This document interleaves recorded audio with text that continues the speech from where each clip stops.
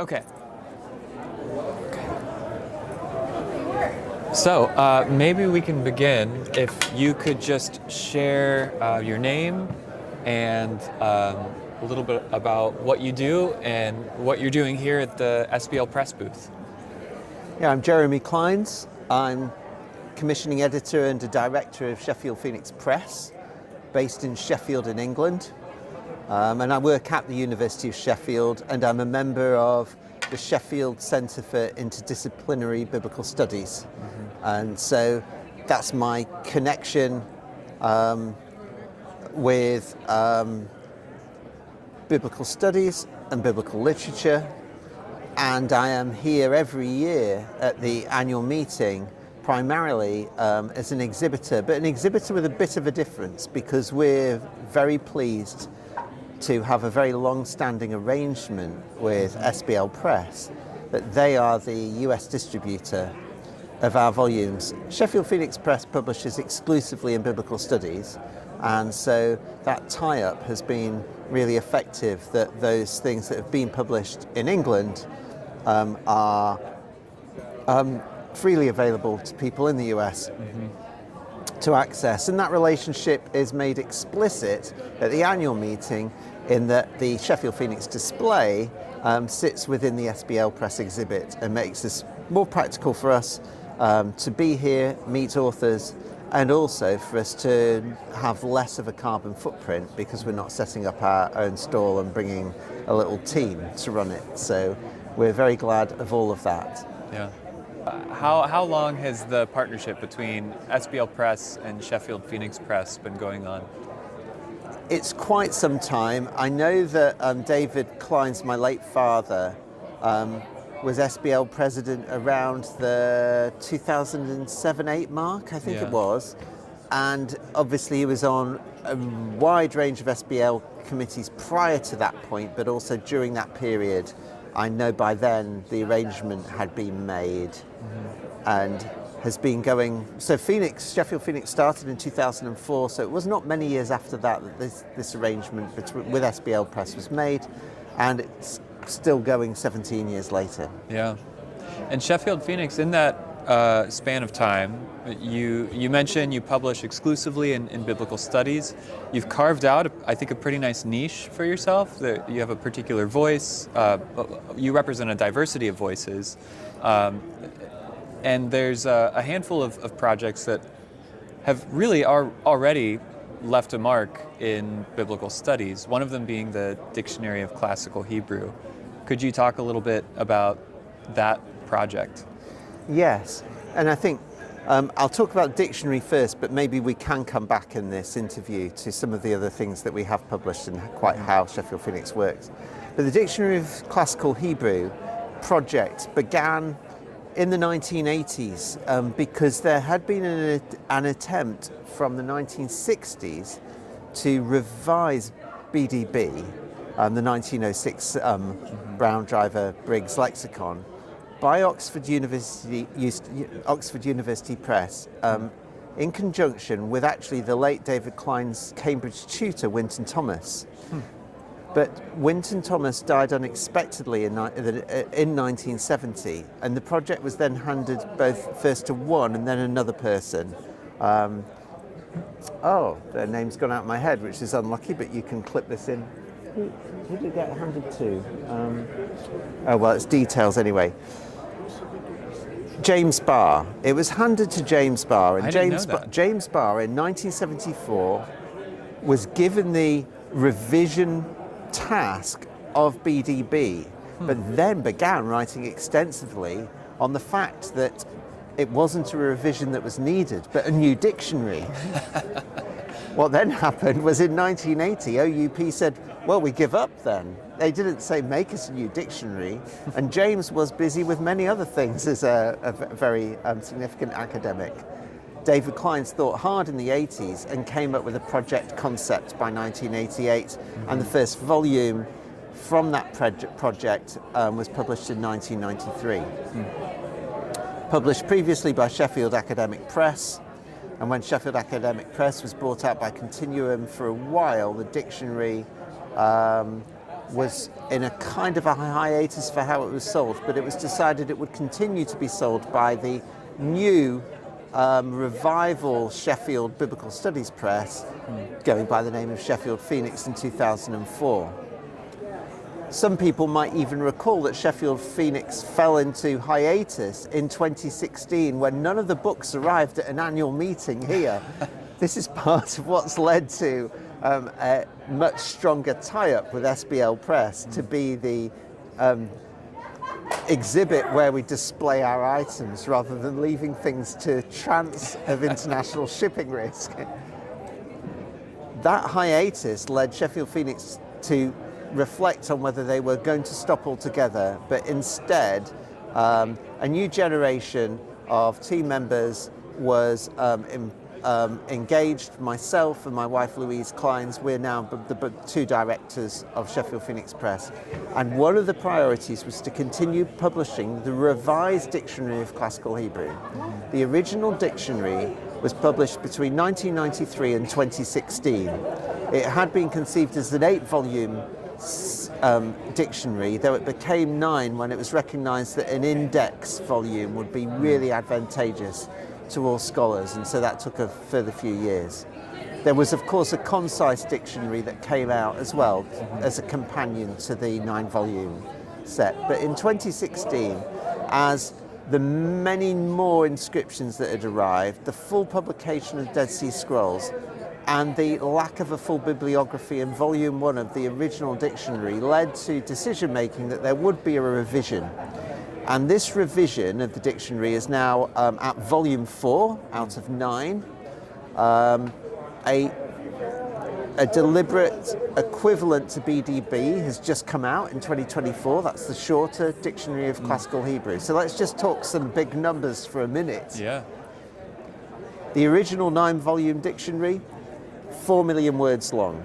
The revised 9-volume dictionary, to be completed by 2028, 5 million words long. Wow. So quite an increase. New words since BDB. In the so BDB, about 9,000 words. A further 3,500 words in the Dictionary of Classical Hebrew. Now we're up to 15,000 words, 15,000 words Wow. plus in the Dictionary of Classical Hebrew. And that's because you're not just looking at the BHS, you're looking at Dead Sea Scrolls, you're looking at inscriptions. Yeah, many inscriptions. There's been a lot of archaeology going on, lots of discoveries. And new research, new philological research to also collate to get into there. So they did draw a cut-off line, which is around the 2019 mark, that papers, articles after that couldn't be included because they needed to stop somewhere. But also David Clines recognised his own limitations as somebody who had become an octogenarian. And then in the first 4 years of his 80s, he faced some very significant health crises, some extremely severe, and ultimately that led to his relatively peaceful death. But he planned very, very hard, up to even the day before he died, everything that was to happen for the future of the dictionary project. Wow. He was writing in the last 3 weeks of his life a paper called The Past, the Present and the Future of the Dictionary of Classical Hebrew.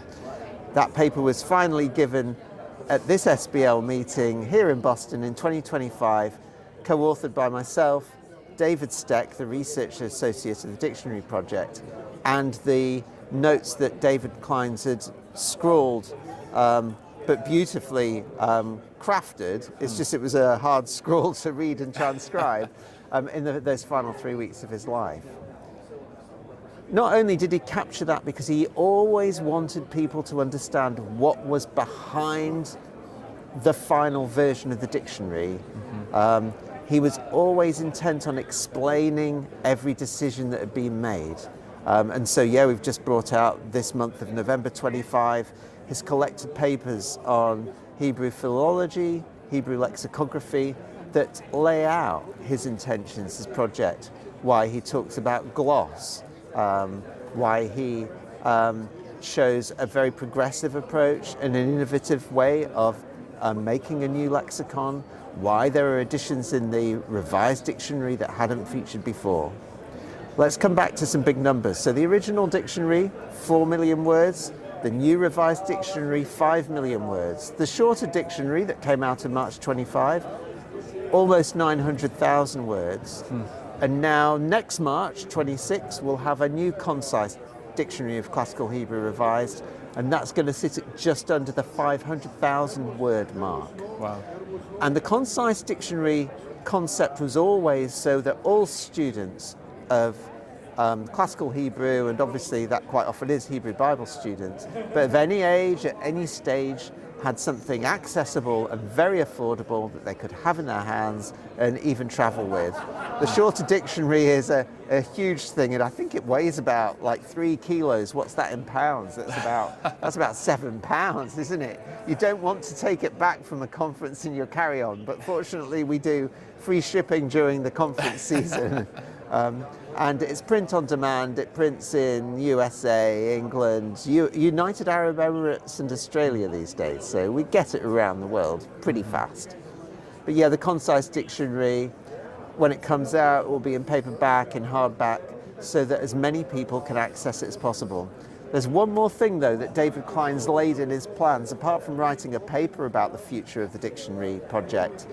He also left a very clear wish, which will be fulfilled in 2026, and that is released in the public domain under a Creative Commons license, a Hebrew words database, which is how he constructed the dictionary. Wow. And in that database is all the 15,000 words, and it also shows which words are proposed new words, because in the 6,000 since BDB, some of them are proposed, and some of them are attested from other sources. So it shows what those are, it shows the word, it shows the gloss, then it shows all the occurrence statistics for those 4 sources of Dead Sea Scrolls, Ben Sira, of course Hebrew Bible, and inscriptions. And then ultimately, once the 8 volumes of the revised dictionary are complete, every single word will have been placed in a semantic field, so the semantic fields will be shown as well. Yeah. We're also able, in this database, to show the TTF version of the Hebrew, because that is how the Dictionary of Classical Hebrew and its successor, the Revised Dictionary, have been produced, but we'll also be able to show it in Unicode Hebrew as well, which is what everybody's using these days. So there'll be an easy movement between all the versions, and that will be under a Creative Commons license, and we are yet deciding precisely which license, but the intention was so that people could take it and do what they will with it, within limits. But that will transform, we think, the understanding of what is definitive about the classical Hebrew language. Hopefully, well, BDB was what, 120 years ago in 2026? So we're hoping this is going to be definitive maybe for the next 120 years. Wow. What a service to biblical scholars. Yeah. Well, yes. I'm so excited about that. I mean, I'm excited about all of it. And the truth is that the Dictionary of Classical Hebrew Project and Sheffield Phoenix Press, 2 sister companies, neither of them have ever made a product, the 2 sister companies, the Dictionary of Classical Hebrew Limited and Sheffield Phoenix Press, neither of them have ever made a profit. There are still loans that were invested by academics in both companies that are yet to be repaid. And I think maybe within a 10 to 20 year period, they may get repaid, but there is enough to pay the bills and pay the wages.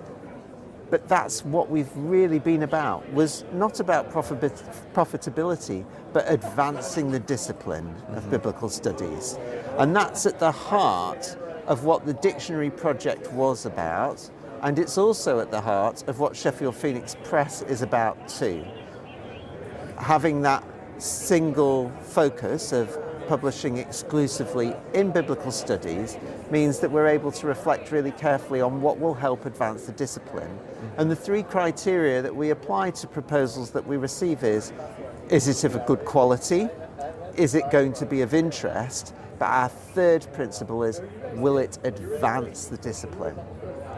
And you will notice that of the 3 criteria we apply to proposals, it's not about profit, it's not about sales. And look, I'm the commissioning editor, so I'm not pretending here. That was drilled into me from day one as a new director back in 2018, sorry. It was drilled into me as a director back in 2018. We don't ask the question how many it will sell. We ask those 3 questions. And that allows us to say, wow, this really is going to advance the discipline, whether it's interdisciplinary biblical studies, whether it's womanist readings, whether it's coming from a completely different perspective or collaborative approach, deconstructing or asking really like one end of the spectrum questions. But we also are open to all comers. And you will see in our catalogue from the last 8 years that we've published people from many different backgrounds, ideological perspectives, including diverse religion or belief perspectives, including no religion, no belief perspectives. So we are open and receptive to all comers, but just with those 3 criteria in mind: quality, interest to the field, and advancing the discipline. We bring out about, well, sometimes we get to 20 volumes a year, but it's never more than that. And up to 6 of those may be outstanding dissertations that have become monographs, though we don't quite get to 6 usually. But we've been going for 20 years, 21 years, so that means we've got over 350 titles, and nothing goes out of print because we, from the very beginning, David Clines was always an early adopter of new technologies and new ideas. So it was back in 2004, at the inception of Sheffield Phoenix Press, that we took on the print-on-demand model, and it was a deliberate action to make very short print-run books that were only ever going to be of interest to a very small number of scholars, possible to publish. That's right. Because at that time in the early 2000s, many publishers, because of the very tight margins, were saying, well, if it's not going to sell 1,000, we're not going to publish it. And that was why Sheffield Phoenix was conceived in the way it was print on demand means we can say, even if it sells 150, we can produce it. Yes, the print price per single book item is more, but there's no warehousing, there's no heating the warehouse, there's no extra staff. We're just going to get it sent out to the customer directly. And that's a model that has worked and continues to work. Of course, now we're bringing all our volumes out electronically as well. Then we've made an interesting decision, and I'm not saying it's a perfect decision, but we're pleased with it, that we want scholars to see the book as it was originally produced. So we have decided on EPDF only for now, and we're open to critique and request. But we want everybody to see how it really looked on the page originally, and be able to navigate smoothly and swiftly forward and back, both to the index and to the table of contents, and find their way around. So that's our decision for now, at least. Yeah. Well, I want to be respectful of your time. I know conference time is a busy time, but thank you for chatting. For folks who are watching this in the United States, they can order and access books from Sheffield Phoenix Press through the SBL Press website. You can also access the Dictionary of Classical Hebrew and the Revised Dictionary of Classical Hebrew there as well. Absolutely. And if there are any questions, though, specific to the press, then you can always email me, Jeremy Clines, and Louise Clines as directors, and we're quick to answer. And if there's something more complex, like subscription to the dictionary, you write to us. We sort that out for customers by friendly agreement with SBL Press. Great. Thank you so much. That was perfect. Well, hopefully that will be all right for what you... Maybe there's